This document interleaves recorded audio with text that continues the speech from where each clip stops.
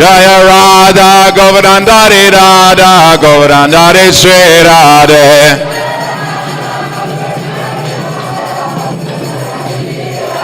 Jaya Radhe Jaya Radhe Jaya Radhe Jaya Sri Radhe.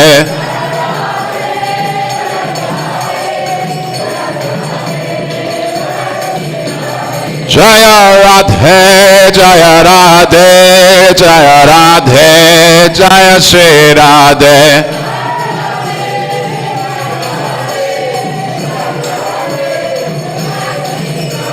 Jaya Gauranita Jaya Gauranita Jaya Gauranita Jaya Gauranita.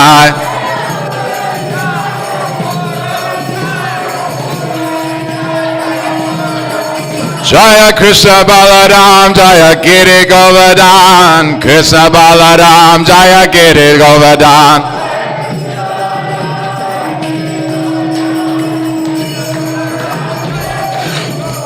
Jaya Jaya Prabhupada Prabhupada Prabhupada Jaya Jaya Prabhupada.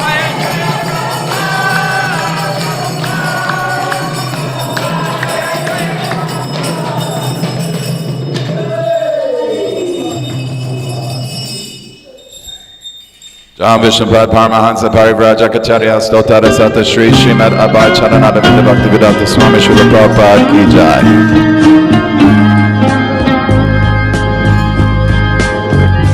Govindam Hari Purusham Tamaham Bhajami. Govindam Hari Purusham Tamaham Bhajami. Govindam Hari Purusham Tamaham Bhajami.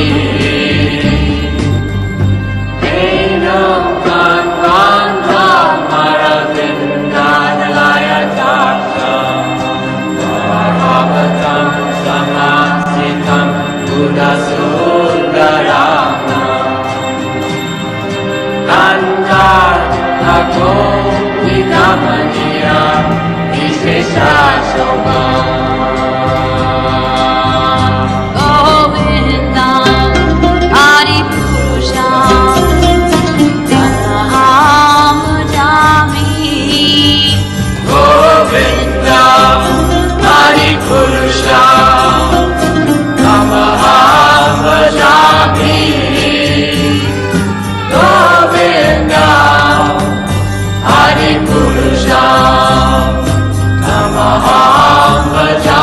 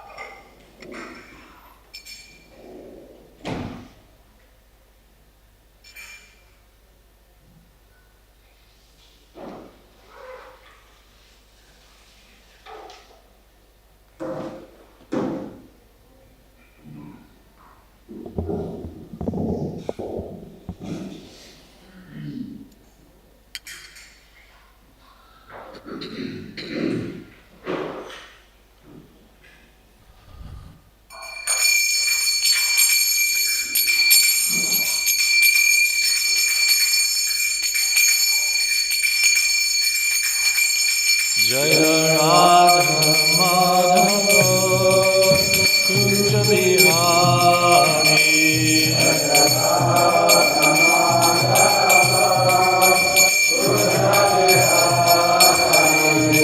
Gopi Jana Vallabha Girivardhari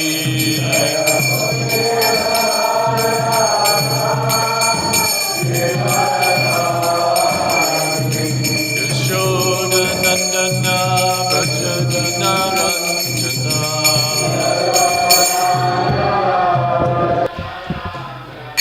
Yashoda Nandana Brajadana Ranjana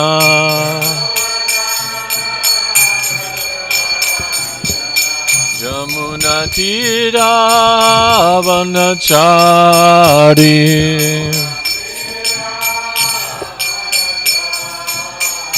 Jaya Radha Madhava Kunja Bihari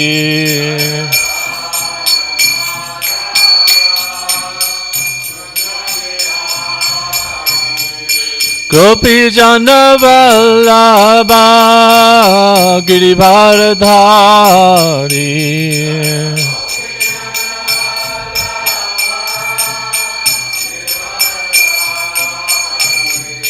Yashoda Nandana Brajadana Ranjana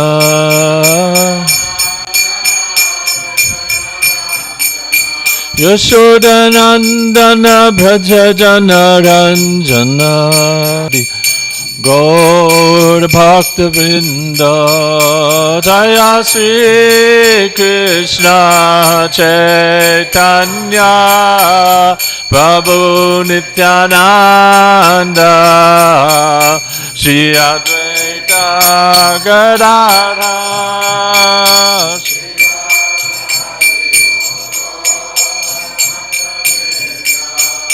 Hare Krishna, Hare Krishna, Krishna Krishna, Hare Hare, Hare Rama, Hare Rama, Rama Rama, Hare Hare, Hare Krishna, Hare Krishna, Krishna Krishna, Hare Hare.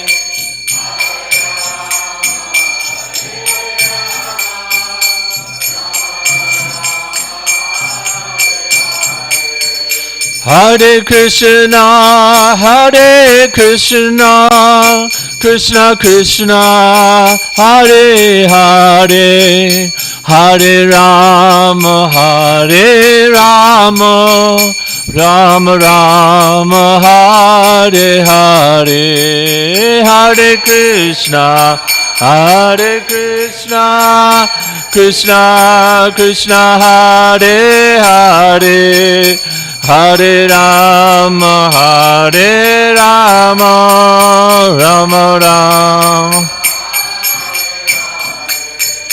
Hare Krishna, Hare Krishna, Krishna Krishna, Hare Hare, Hare Rama, Hare Rama, Rama Rama, Hare Hare, Hare Krishna, Hare Krishna, Krishna Krishna, Hare Hare.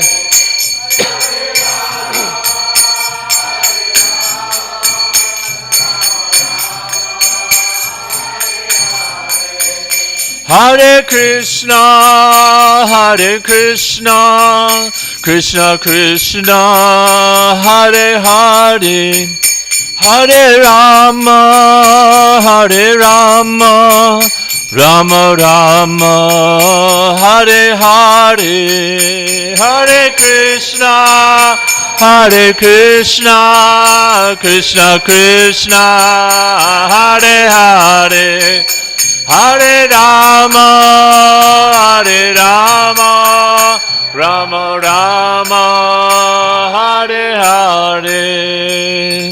Jai Shri Shri Radha Madhava Ki Jai, Shri Shri Radha Govardhana Ki Jai, Shri Shri Krishna Balaram Ki Raj Maharaj Ki Jai, Sri Sri Gaura Nitai ki jai. Srila Prabhupada ki jai. Gaura Premanande. Om Namo Bhagavate Vasudevaya. Om Namo Bhagavate Vasudevaya. Om Namo Bhagavate Vasudevaya. Tasman Maya Pitashesha Kriyartatma Nirantaraha Maya Paditmana Pumsho Mai Sanyastya Karmana Napashyami Parambhutam Akartu Samadarshanat.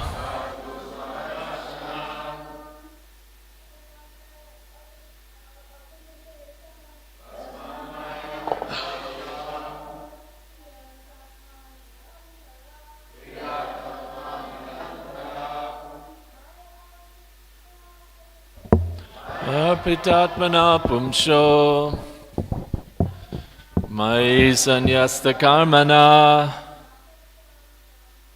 Napashyami Parambhutam Akartu Samadarshanat.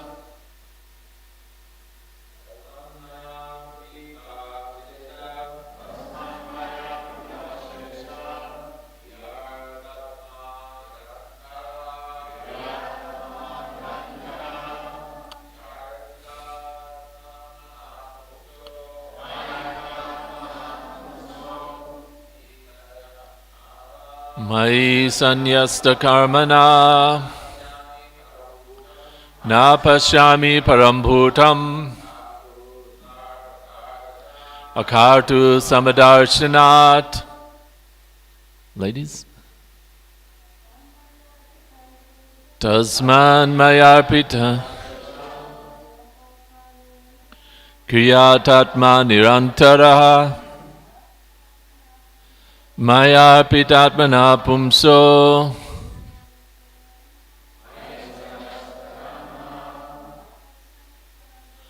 Napasyami Parambhutam Akartu Samadarshanat.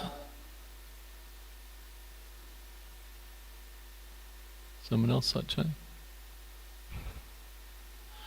Tasmat, then him, Mai, unto me, Arpita, offered, Ashesha, all, Kriya, actions, Artha, wealth, Atma, life, soul, life, soul, life and soul, Nirantaraha, without cessation, Mai, unto me, Arpita, offered, Atmanaha, whose mind, Pumshaha, then a person, Mai, unto me, Sanyasta, dedicated, Karmana, whose activities, Na, not, Pashyami, I see, Param, greater, Bhutam, living entity, Akatuhu, without proprietorship, Sama, same, Darshanat, whose vision. Translation and purport by His Divine Grace A.C. Bhaktivedanta Swami Prabhupada. Srila Prabhupada ki jai.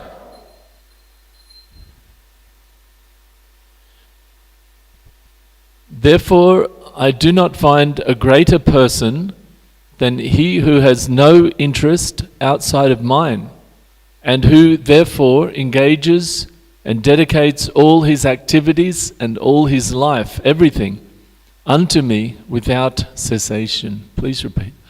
Therefore, I do not find a greater person than he who has no interest outside of mine, and who therefore engages and dedicates all his activities and all his life, everything, unto me without cessation. Purport by Srila Prabhupada. In this verse, the word samadarsanat means that he no longer has any separate interest. The devotee's interest and the Supreme Personality of Godhead's interest are one. For example, Lord Chaitanya, in the role of a devotee, also preached the same philosophy. He preached that Krishna is the worshipful Lord, the Supreme Personality of Godhead, and that the interest of his pure devotees is the same as his own. Sometimes Mayavadi philosophers, due to a poor fund of knowledge, define the word samadarsanat to mean that a devotee should see himself as one with the Supreme Personality of Godhead. This is foolishness. When one thinks himself one with the Supreme Personality of Godhead, there is no question of serving him. When there is service, there must be a master. Three things must be present for there to be service: the master, the servant, and the service. Here it is clearly stated that he who has dedicated his life, all his activities, his mind and his soul, everything, for the satisfaction of the Supreme Lord is considered to be the greatest person. The word akatu means without any sense of proprietorship. Everyone wants to act as the proprietor of his actions so that he can enjoy the results. A devotee, however, has no such desire. He acts because the personality of Godhead wants him to act in a particular way. He has no personal motive. When Lord Chaitanya preached Krishna consciousness, it was not with the purpose that people would call him Krishna, the Supreme Personality of Godhead. Rather, he preached that Krishna is the Supreme Personality of Godhead and should be worshipped as such. A devotee who is a most confidential servant of the Lord never does anything for his personal account, but does everything for the satisfaction of the Supreme Lord. Therefore it is clearly stated, Mayi sanyasta karmana, the devotee works, but he works for the Supreme. It's also stated, Mai arpitat manaha, he gives his mind unto me. These are the qualifications of a devotee who, according to this verse, is accepted as the highest of all human beings. Srila Prabhupada ki jai.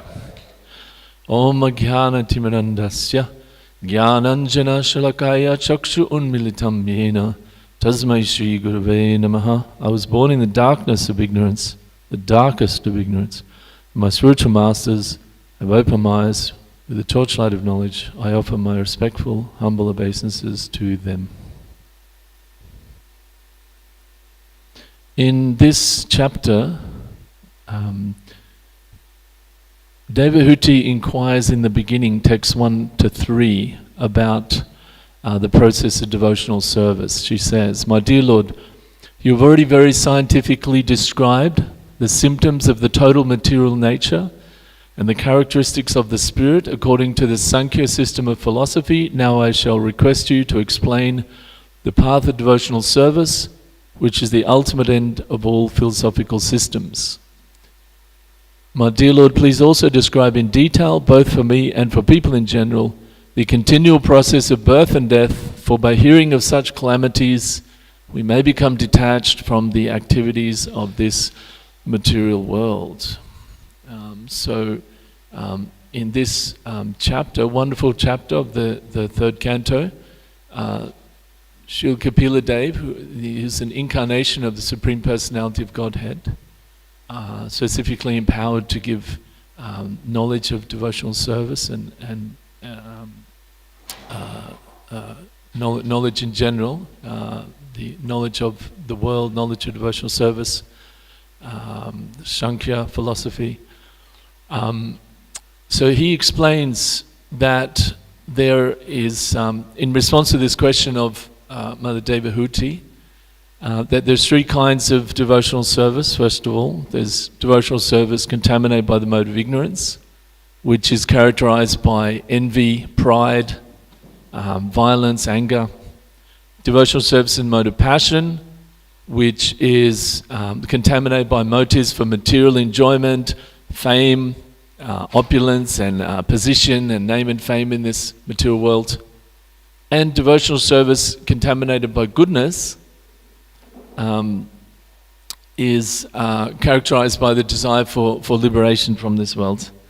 And then she talks about, he talks about, Kapila Dev talks about devotional service above the modes. I just thought it'd be nice to just a little bit go back, because we're nearing the end of this chapter, and especially there's more teachings about the nature of time, but these nearing the end of the teachings on devotional service. I thought it'd be nice to just do a quick summary of this chapter. And so then he goes on to talk about above all these modes, above devotional service contaminated by these three modes, is devotional service that's particularly related to the Lord's holy name. So that's transcendental to these three modes of nature. Devotional service above relates to Krishna's holy name and his transcendental qualities. Then he says that to perform this, the devotee has to respect the Guru, has to respect the representative of Krishna, of the Lord, and then it has to make friendship with equals, with other devotees who are on the path also. Then he says, coming up to these verses, sort of 28, 29, 30, that one should see the Lord in everyone's heart. One can't just see the Lord is in the temple, God is in the temple, and everything else is just, not spiritual. No, he says that's like pouring ghee on ashes. You're not going to get any result of that. And then he says that he causes great fear, the fear of death, to anyone who makes such a distinction, anyone who discriminates between themselves and other people, because he's saying the Lord is in everyone's heart, right? And the soul is ultimately there. So everyone is the same. They're all individual persons, but there's not that one particular person is more beneficial to me because they're in my tribe or they're in my group or my nation, or etc., etc. No, one has to see everyone equally to perform devotional service. And then he goes through this whole gradation of beings, from inanimate objects up to living beings with life symptoms, animals, sense perception, finally human beings. And then he says those human beings that live in a society divided according to quality and work are the best. And so this is something I just wanted to talk a minute about, this point about the relationship of the varnas to the modes. We know this seminal verse, Bhagavad Gita 4.13, Chaturvanyama Sishtam Guna Karma Vibhagasha Tasya Kartaram Mam Vidya Kartaram Avyayam. So Krishna says, although I'm not the doer, I'm unchangeable. In other words, I'm outside of this system of the modes. But these different qualities of the human beings, they are to do with the modes. They are classified according to the modes. Guna Karma Vibhagasha. And in this purport, Srila Prabhupada, the purport to 413, Srila Prabhupada talks about the relationship of the four varnas to the modes. The intelligent class, technically called the Brahmanas, are situated in the mode of goodness. The administrative class, the Kshatriyas, are in the mode of passion. The mercantile class are in a mixed mode of passion and ignorance. And the Shudras or labor class are situated in the ignorant mode, in the mode of ignorance. This is also especially presented by Parashara Muni in various shastras, different Jyotish shastras and things. This more detail is given, and one can see this in the Jyotish Shastras of particularly the modes working on the person. So the point here I want to make is that this system of 4 varnas is not an artificial system. It's become, of course, we all know in India this caste system. Caste, I think, is a Portuguese word. It's nothing to do with Sanskrit. It's become like like everything. It's prone to be misused, and one particular class it tries to lord it over the other in the name of scriptures. Same old story. It's going on all over the world. But we should understand that this system of 4 varnas, it's a very natural demarcation, simply according to the modes. Krishna says as such, right? Guna karma vibhagasha. So karma means what you're doing, but that's based on the qualities that you have, the guna, the karma vibhagasha. And so we see, and naturally, if people are talking about this, the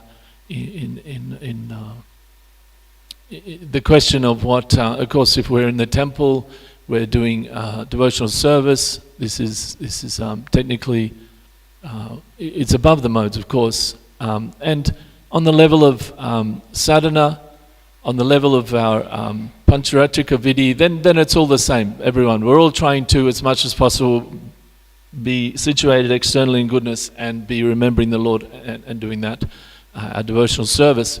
But when we come to look at Varna, is to do with occupation, right? It's sitting right here. It's administrative class, mercantile class. It's to do with occupation.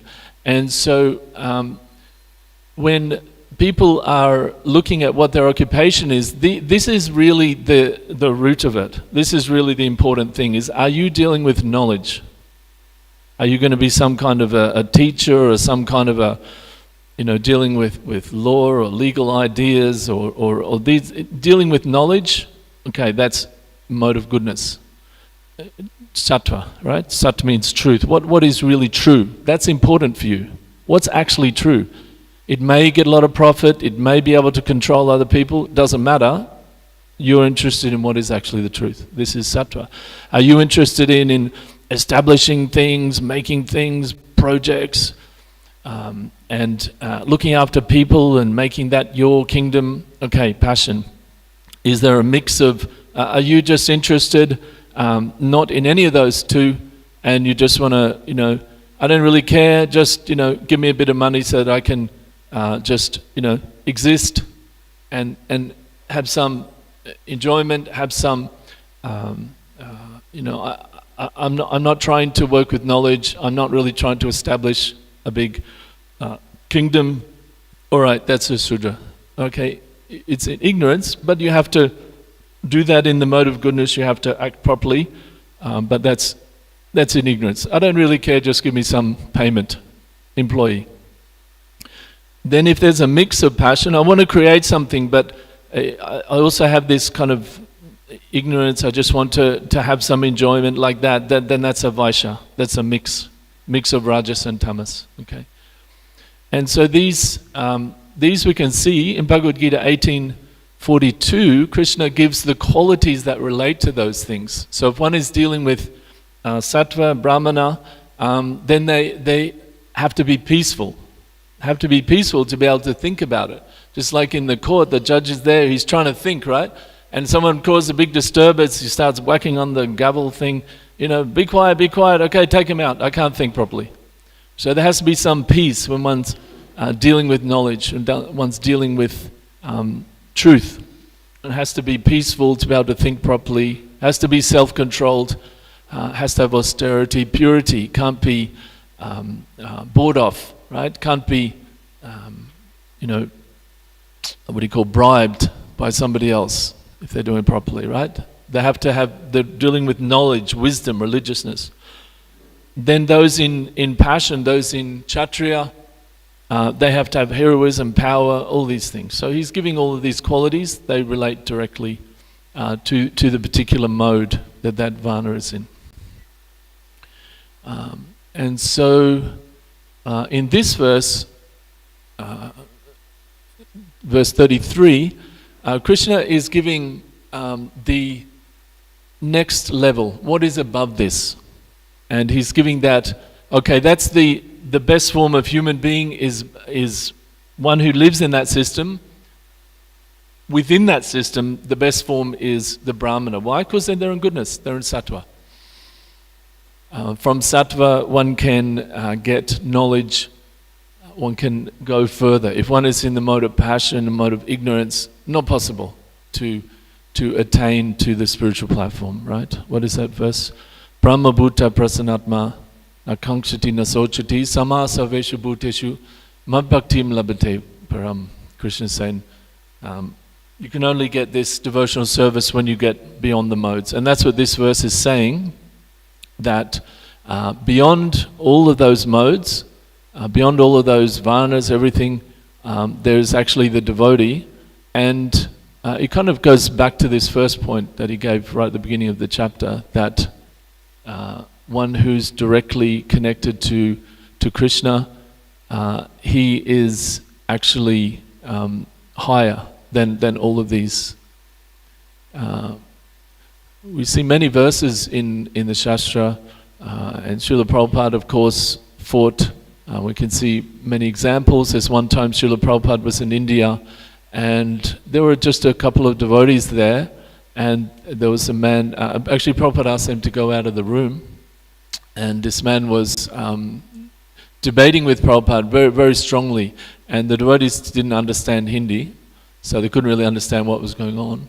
But later they could understand that this man was very strongly telling Srila Prabhupada that you cannot give Brahman initiation, you cannot give these, you cannot make Westerners, Malaysia, people from these backgrounds into Vaishnavas. You cannot do that. You cannot make them Brahmanas.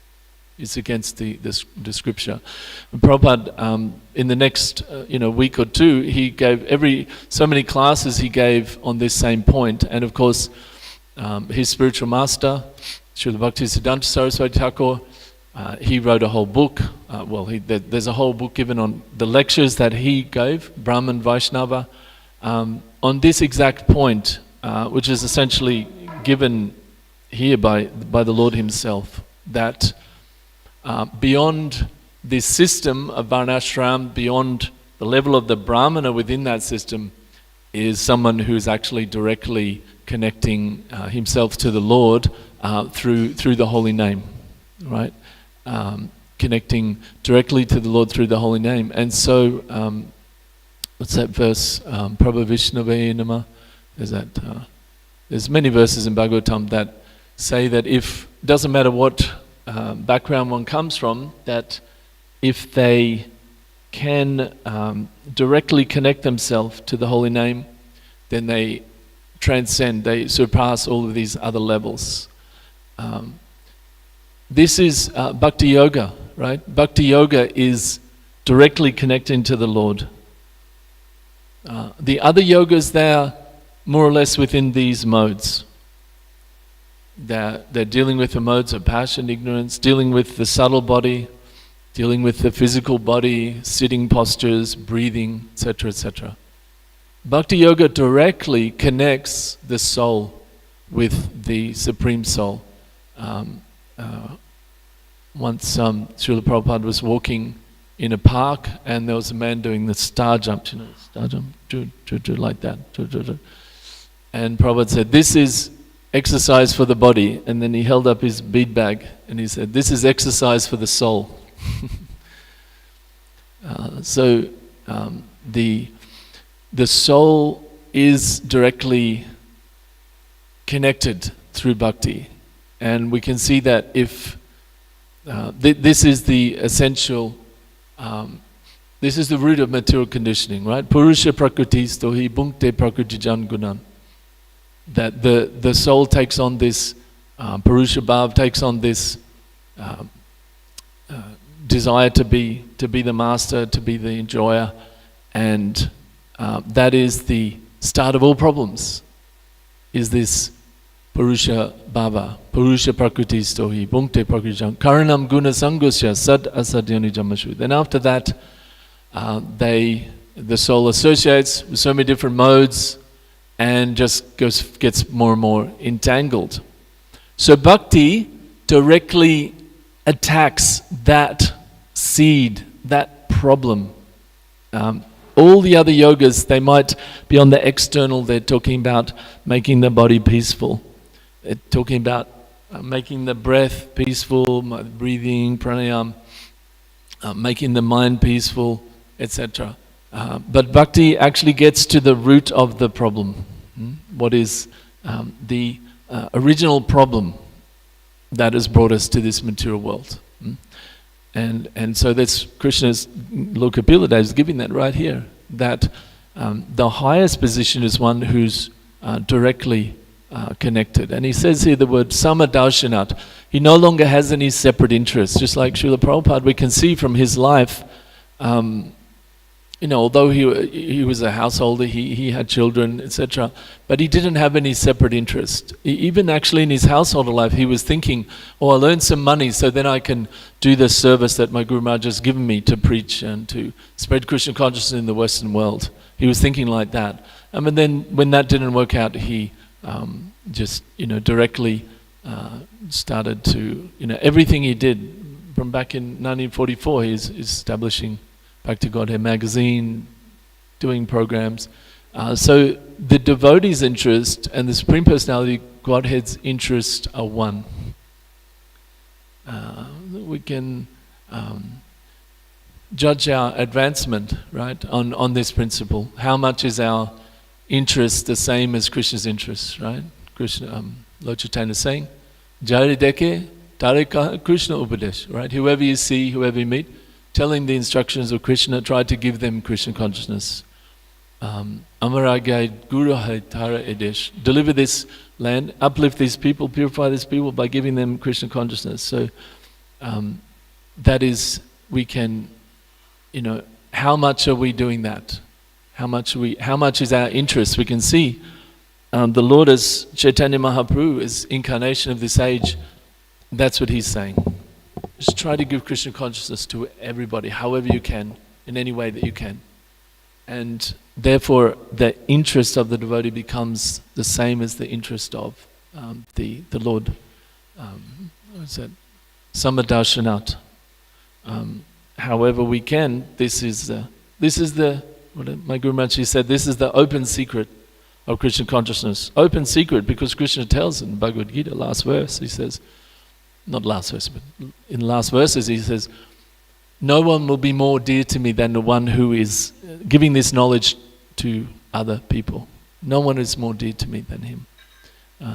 And to, actually my Guru Maharaj, Jayapataka Maharaj, he said one time that this is the open secret, is to try to understand what is the desire of these previous acharyas, Srila Prabhupada, Srila Bhaktisiddhanta, Srila Bhaktivinoda Thakur. We had a wonderful program yesterday with Bhaktivinoda Thakur. And try to fulfill those desires. It's very simple, right? On our own, what can we do? We have our own thinking, our own whatever, but we know their desire. Okay, they want these temples maintained, they want the books going out, they want the harinams going out, they want devotees trained, they want devotees to be living a sattvic life, living a devotional life. We try to do those things. Immediately we're connected, same thing. Samadarshanat means also, what is that? Shastra Chakshu, right? Same thing. Samadarshanat, seeing the same. Shastra Chakshu, seeing the same as the Shastra, seeing the same as the Lord. As we do this, then we start to see the world in the same way that the Lord sees the world, right? We see the Lord. What is that instruction for Madhyamadikari? Ishre tadadineshu balisheshu dusatsucha prema maitri kripa opeksha yakurti samadhyama. That the Madhyama devotee, he's trying to give his love to Supreme Personality of Godhead, trying to make friendships with other devotees, giving mercy, giving the mercy of the Lord in the form of prasadam, instruction, whatever, to innocent people, and then just avoiding those who are envious and disturbing.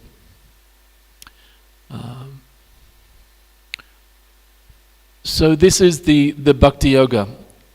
Prabhupada points out here that there is another understanding of this given by Mayavadi philosophers, due to poor fundamental knowledge, defining Samadarshanat as one should see himself as one with the Supreme Personality of Godhead. But if one does that, then there's no question of service. There's no bhakti. Bhakti is dead. Bhakti is finished. No more bhakti. Bhakti means there is the devotee, the Lord, and the devotional service. These three things are there. If Lord Chaitanya said that, what is that? Mayavadi bashu shunile sabohe nash. If one hears this Mayavadi philosophy, then everything is lost. All devotional service is lost, right? So all bad qualities come. One thinks, yes, I am the Lord, oh Narayan, yes, you are Narayan, I'm Narayan, all these things. Bhakti is lost. No more bhakti, forget it. Bhakti, as Prabhupada is saying here, there's no question of serving him if one thinks himself one with the Supreme Personality of Godhead, right? There has to be service, there has to be master. We're obviously averse to this idea in the material world because everybody's trying to exploit everyone else. So we think, accept someone as a servant, oh my God, forget it, no way. In fact, yes, I was hearing one devotee was talking about how in the early days, many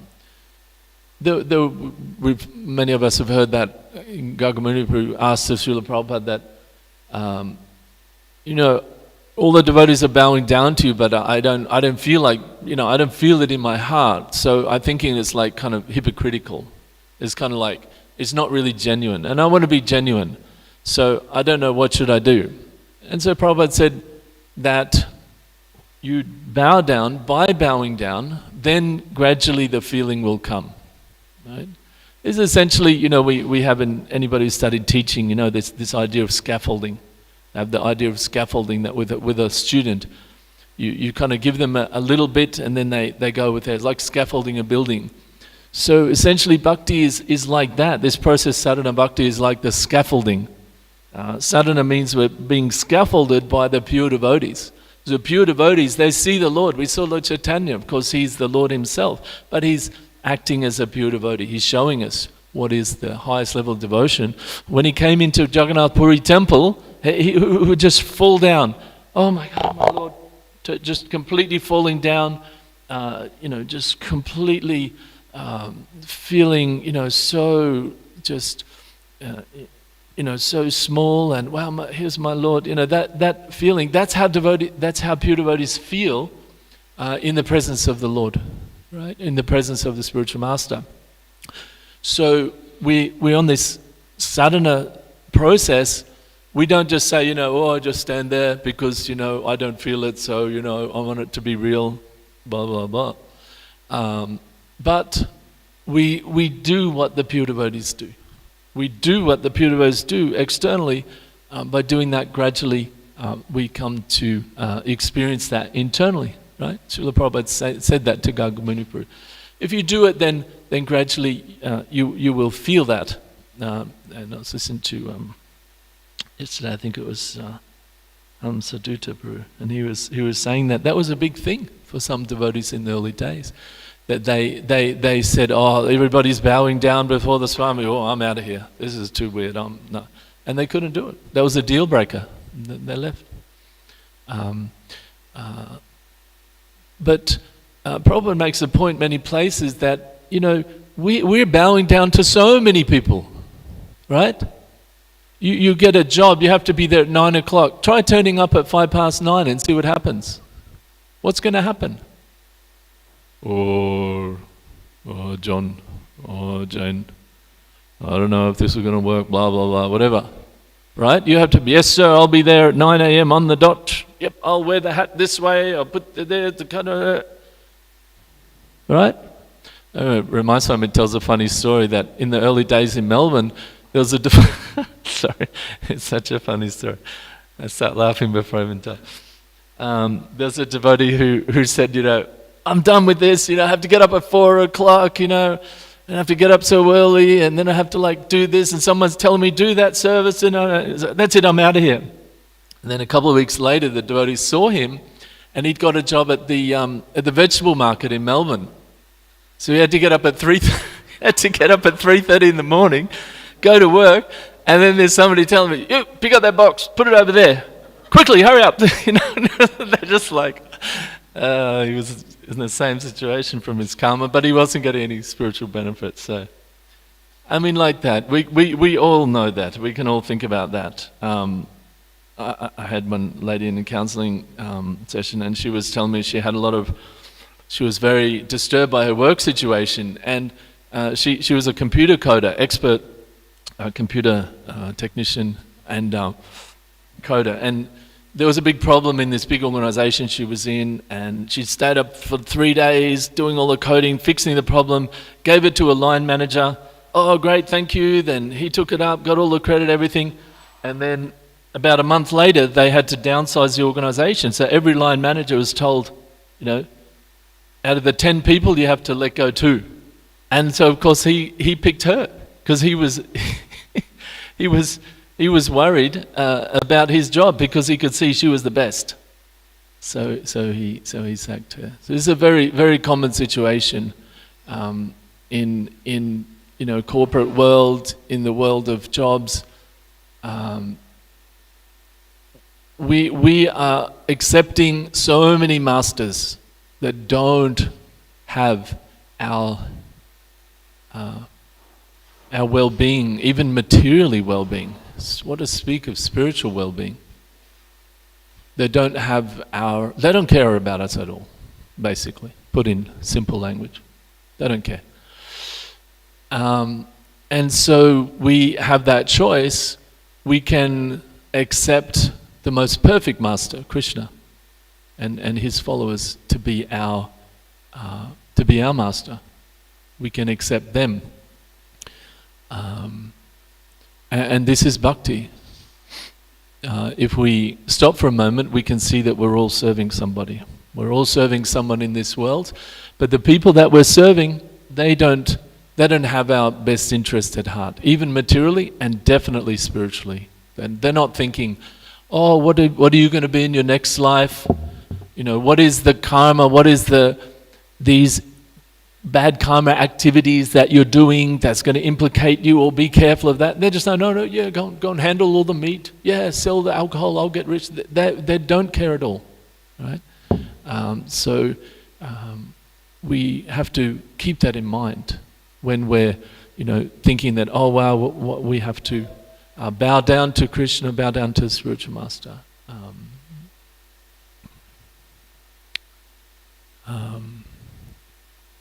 Kadambakanda Swami, he was telling that he had a dream, and in the dream his guru had forgotten his name.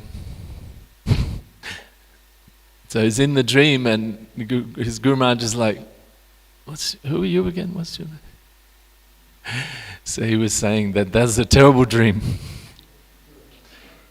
We have to do something. What did Bhaktisiddhanta Saraswati said? Don't try to see Krishna, but do something so he'll want to see you, he'll want to remember you, right? So this is the key for bhakti. We just have to do something that Prabhupada will remember us. Our spiritual master will remember us, will think about us, that they'll remember our name. Oh, he's the one who did this. So many times devotees said that you know, they weren't able to do this or that, and Prabhupada said, those devotees who helped him in the early days, and Prabhupada would say, oh, it's okay, he helped me so much in the early days, I'm so indebted to him. Right? Prabhupada remembered all those things. Krishna remembers. So we want to do something that Krishna and Guru will remember us. And this verse is saying, make our plans the same as Krishna's plans. Samadarshanat, right? See the world how Krishna sees it. How is the Guru seeing it? What do they want? They want Harinam, book distribution. They want devotees. They want people to be uplifted. This is how we advance. All right, so I'll stop there. And if there's any question or comment, many devotees. Yes, bro. Do you have a mic?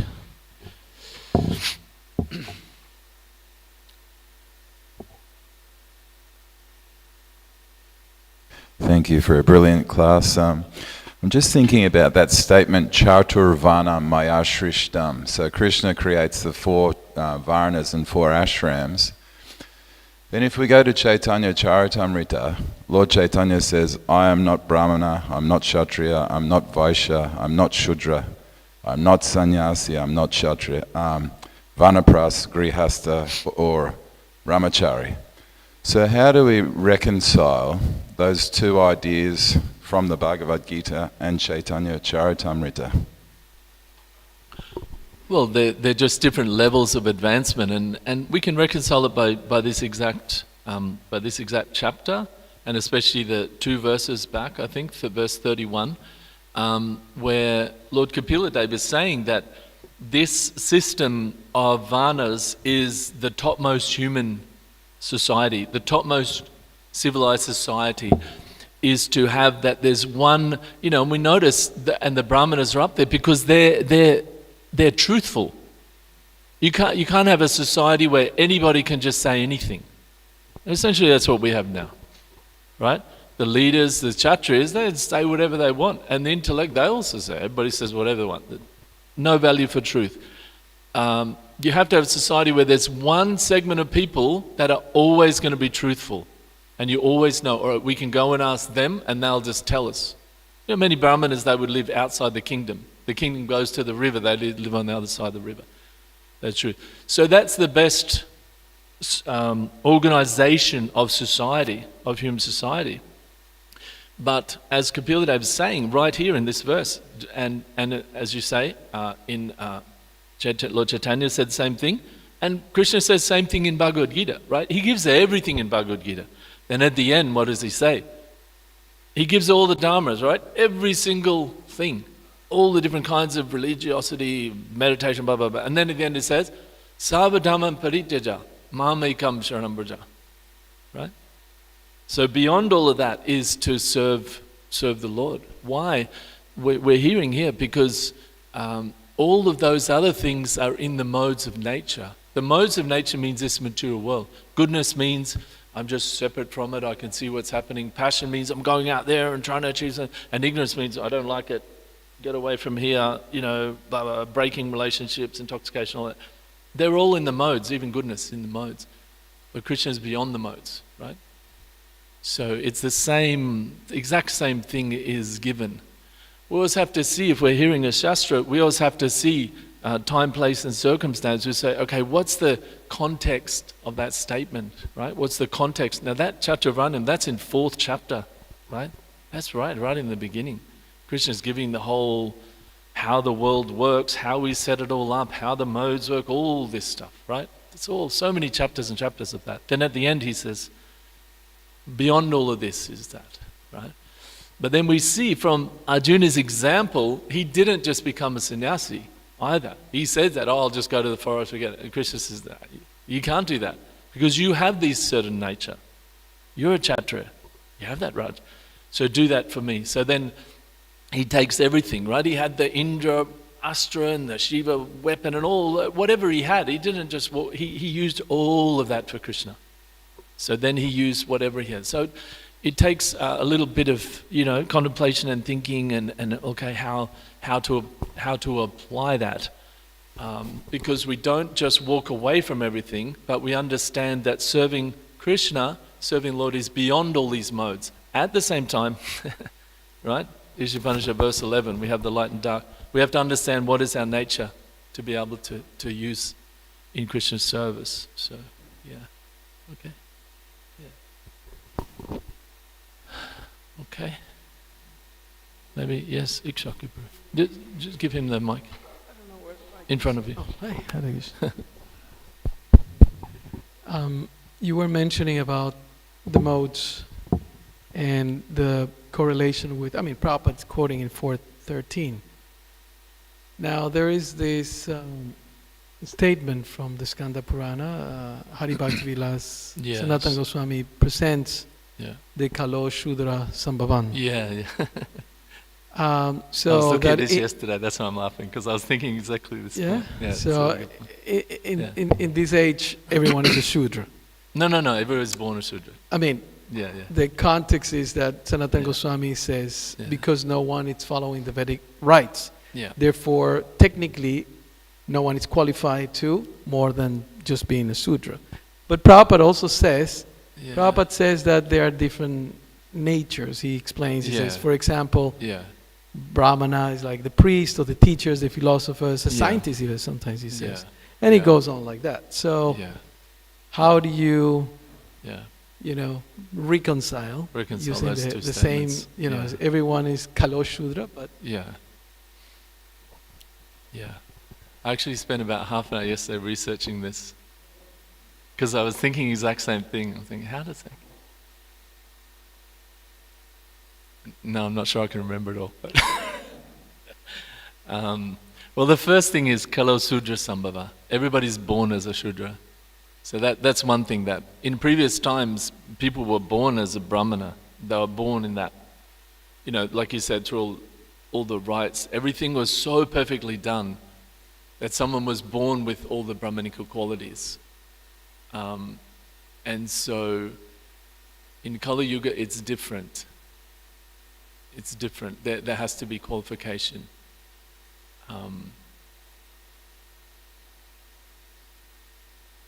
The bottom line with all of these things, in similar to your question, Bru, like we have to understand how they're both true. Like that's the general thing, right? So this is true. Kala Sudra Sambhava, Skanda Purana, Prabhupada quotes it, Sanatana Goswami quotes it. Okay, so that's true. Also, Krishna said, and he was speaking just at the start of Kali Yuga, right? It's right at the end of the last Yuga. So he's saying, Chaturvarna, I've created this system, right? We know that all the acharyas talk about it. It's all throughout, Lord Chaitanya was like, do I eat at the house of the Sanadiya Brahmana or not? Technically I'm not meant to, even though he's a Brahmana, but he's not quite, they do some other business or something. But because my spiritual master ate there, because my grand guru ate there. So we know that's part of the Vedic culture. We can't throw the whole thing out because of Kalo Sudra Sambhava. Right? Right? They're both true. They're both true.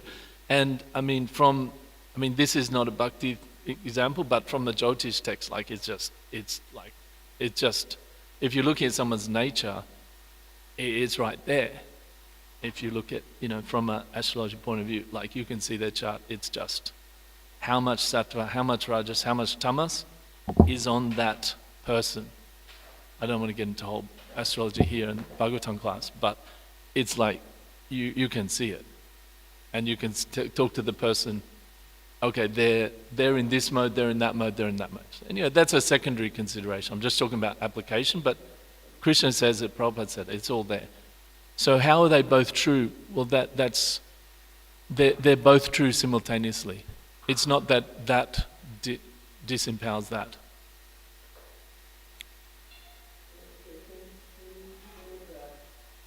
Though, let's say someone, it's a Nobel Prize and very Brahminical research, etc.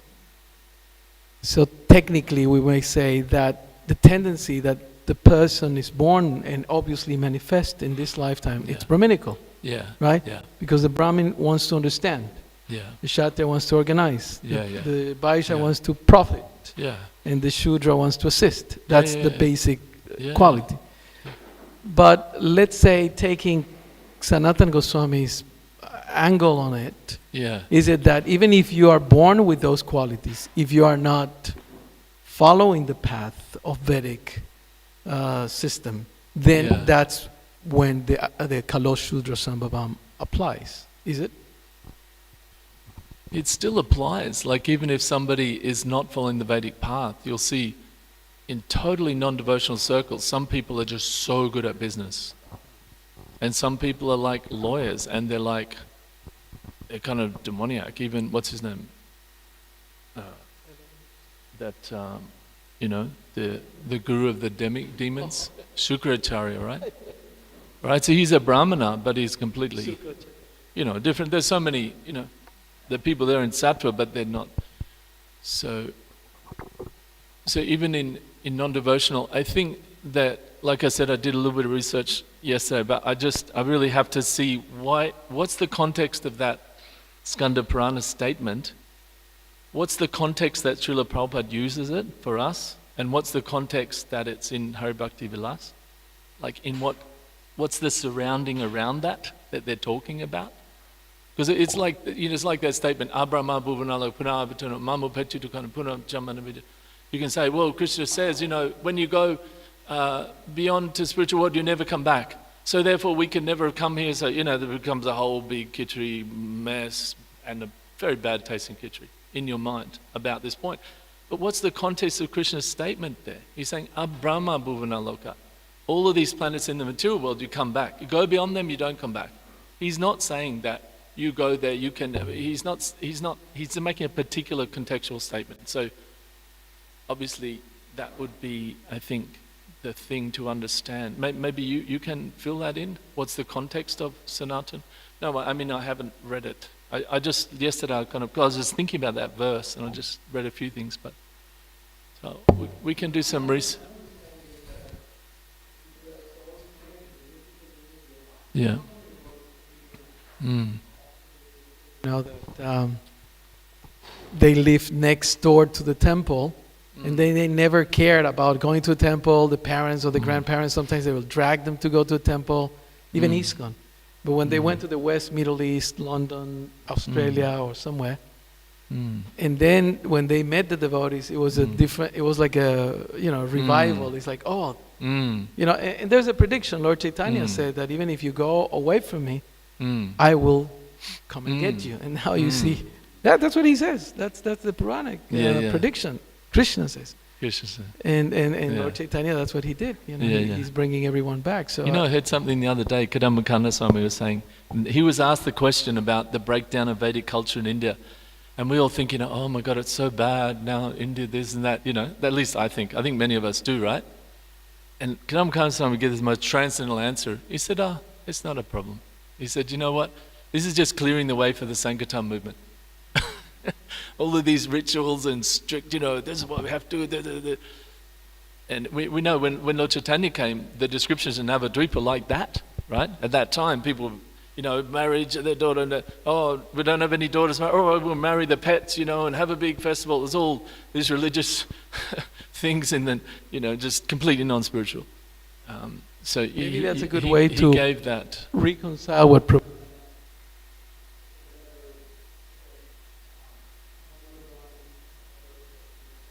Yeah.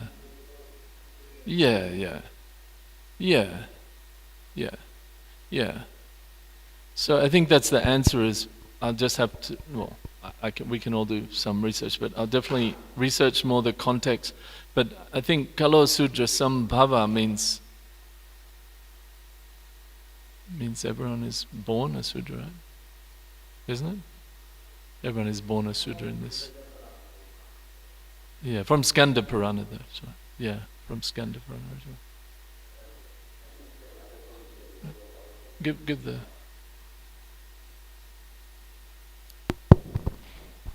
Yeah, as Prabhu said, I was thinking the same thing when I was reading. Yes, everyone born as a Sudra, no matter what, even though you were born in Brahmana family or like those family, if you do not follow those regulatory principles and all those things.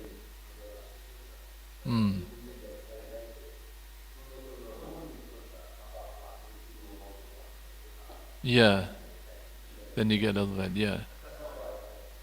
Yeah, it's always a mix of those two things, like there's the karmic vana side to somebody, and then there's the devotional side. And they can be quite different. Someone can be complete Sudra, like, oh no, I just want to bow. And they're like such a devotee, like, what's his name?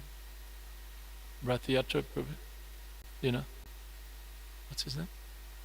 Jayananda, not that he's Sudra, but I mean that he was happy to just do the simple thing, whatever.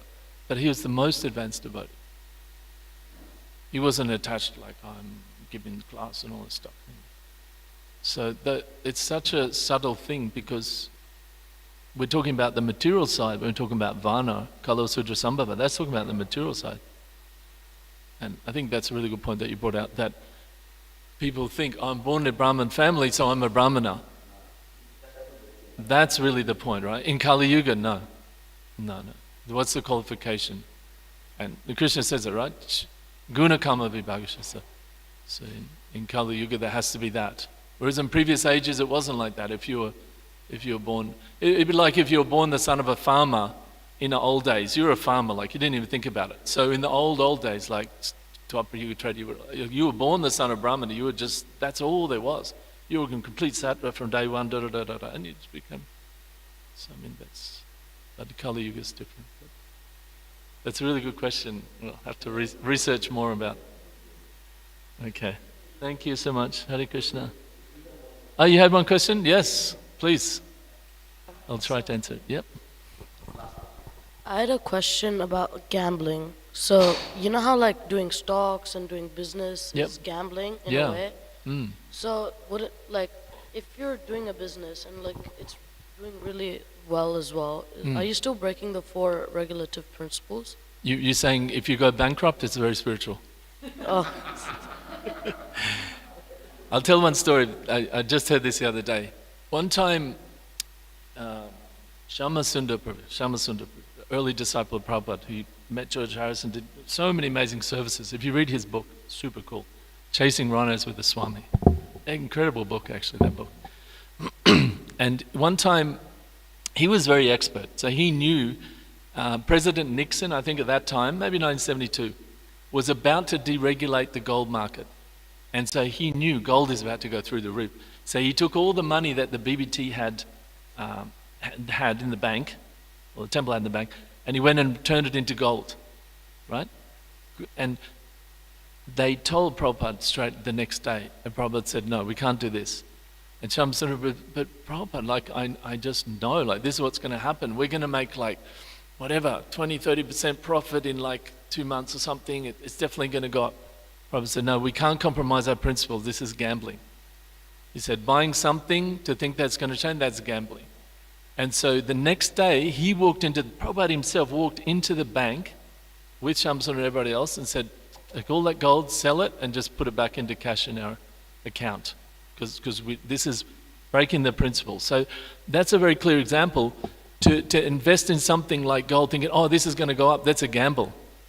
I actually remember, Shakra probably remembers this, and I think it was 1998 or something like that, when there was a big stock market crash in Russia, and the devotees had actually invested this is one of the reasons that the big leader of that yatra had an issue, right? Because they'd done exactly this. They'd invested in the Russian stock market, I think, all this money, and it was all great when it's coming. Then suddenly it fell, it dropped, and they lost so much money, right? So exactly what Prabhupada said happened, and it's breaking our principles. The difference with business is there's a fine line, obviously, in business, because in business you have to invest, right? You have to make an investment. You can see, I think, electric scooters are going to be big. I mean, this might be 10 years ago in this country. All right, so if I get a carton from, whatever, from China, a whole big thing, there's some element of planning has to be there in business. Prabhupada said in business, it's the one place where you can little bit bend the truth, right? The example he gave is, for you, I'm not making any profit on this deal. I'm not making any profit on this. Now, that's not strictly true, right? You're definitely making a profit. But in business, you have to say, how's it? Oh, it's a great car. It's always done great. Yeah, blah, blah, blah. That's business. There has to be some. Notice that Vaishyas, truthfulness is not one of the qualities of the Vaishyas. Not that they can straight out lie. Otherwise, it's not good for business too, right? Nobody will come back. But in business is the one where you have to be a little bit, intelligent. But where that line is, I think that the businessmen, they have to know. If you're having a business where you're buying something, you're bringing it here, you're selling it for a profit, okay, there's no gambling there. That's business, right? But something where you're speculating, especially the stock market, that's such speculation, right? But if you're investing in a business, I'm going to invest in these stocks and then keep it for 10 years, then that's business. So there's a fine line there. But I give that example where Prabhupada said, no, that's gambling. When you invest in gold, when you invest in something that, it might go up, and you didn't do any work, that's an important thing. Business means you buy something and you transform it somehow. You either take it from here to there, or you package it, or you produce it, or you refine it, or whatever, and then you sell it for a profit. So you're doing something. I think that probably is one aspect of it. With business, you're actually doing something. Whereas speculation is where I'm just going to buy that and see. Does it make sense? You say. Yes, I was just thinking. Yeah, no, I was just thinking. I mean, like, yes, gambling. And devotees have got hurt. Many devotees I know. Oh, we'll buy this, and then it doesn't go up; it goes down. That's speculation, right? And it disturbs your devotional service hugely. So, yeah. Thank you so much. But those who know, those who can do business, can do business. Okay, thank you very much for coming. Apologies for going over time. Jai Srila Prabhupada ki jai. Jai.